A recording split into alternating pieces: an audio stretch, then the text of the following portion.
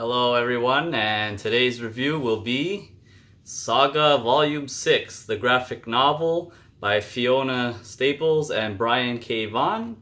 It was released on July 5th, 2016, and it's the sci-fi genre. I've already covered the first 5 volumes, so I'm not going to give the backstory again of Saga, so I'm assuming you have read up to like the first 5 or you're aware of the whole story.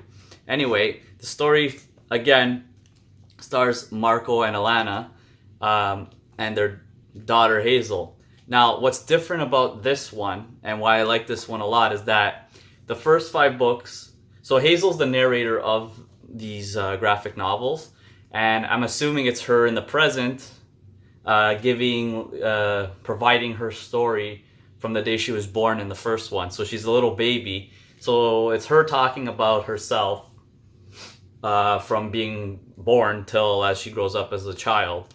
But now, finally, in this one, not only is she the narrator, she's actually old enough that she can talk, she can walk, she's starting to understand things and interact with the characters more. And she's a very key character for this whole story. So it's finally, like, at Volume 6, she's getting that kind of stardom, like main character. So in this one, Marko and Alanna get separated from her.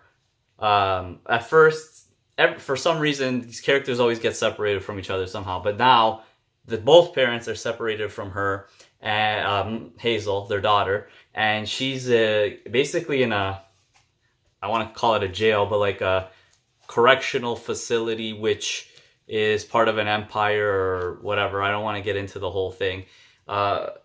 And she's being held captive, and they don't know the true nature of who she is, that she's kind of this half-breed between these two races, which is a very detrimental thing for, I guess, keeping this war going, because she's like a symbol that we don't have to fight each other. There can be peace between our worlds.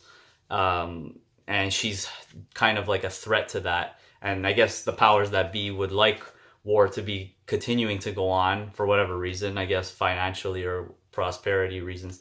Anyway, so long story short, Marko and Alanna are in search for Hazel, and they have to basically seek out somebody that was at one point was hunting them down to kill them, the Prince of Robots, Prince Robot 4, or IV, Roman numerals, I don't know how they want it to be pronounced. So anyway, I'm not going to get into the whole thing, but he's kind of reluctantly helps them out, and I'm not going to spoil how that one ends. Now, what I like I said, is that Hazel herself is a character, and she's pretty smart. She's pretty swift for, I guess she's like 5 or 6 years old. I don't remember exactly, but she's in that like kindergarten age. She's trying to, like, fit in, make friends, trust, people, and see what the world is like. This takes place in like all kinds of different planets in space, so I should say that, and trying to see what everything's all about, and she's learning that. And you see this parallel, which what I really like again is that the narrator is her older, who's kind of not jaded, let's say, but like she knows now, she's more understanding of what's going on and more aware.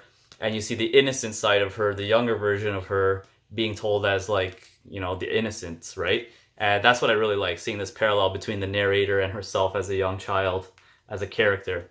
So yeah, that's really good. Again, the artwork in these books is constant. It's like always the same, right? I don't want to I hope I don't jump to like a graphic section. Yeah. There's like magic and technology. It's kind of a fusion between sci-fi and fantasy.